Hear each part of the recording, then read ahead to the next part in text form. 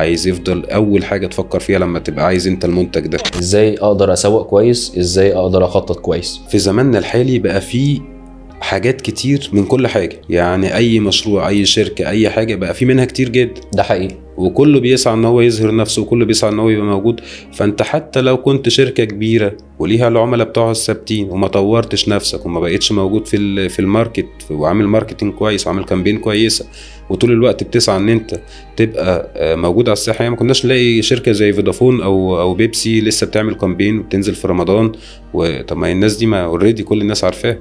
هو ليه بيعمل كده؟ هو عايز يفضل لازق في دماغ العميل، عايز يفضل اول حاجه تفكر فيها لما تبقى عايز انت المنتج ده.